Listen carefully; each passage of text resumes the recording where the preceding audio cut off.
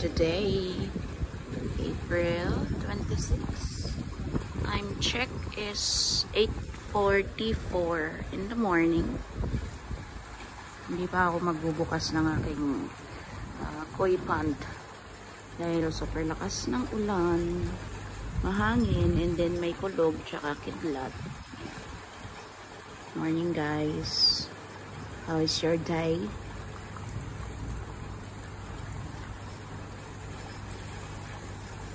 Ingat kayo. Sa Pilipinas, super init. So, keep mag-inom ng tubig ba? Lagi uminom ng tubig. Oh, yun. May kidlat. After kidlat is kulog. Diba? Kanina wala pang masyadong ulan. Ngayon, super lakas na.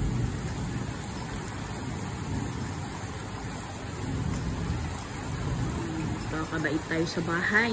Ayun, magkidlat ulit.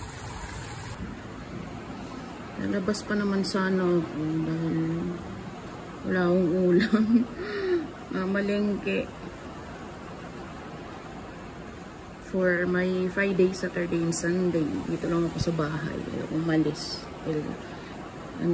Kung hindi naman ang ulan, mainit ang panahon. Alis sana ako ngayong umaga, punta lang sa malapit na supermarket dito. But, maulan.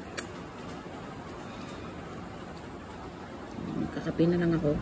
Kape tayo guys. Good morning. Ingat kayo lahat. And God bless everyone.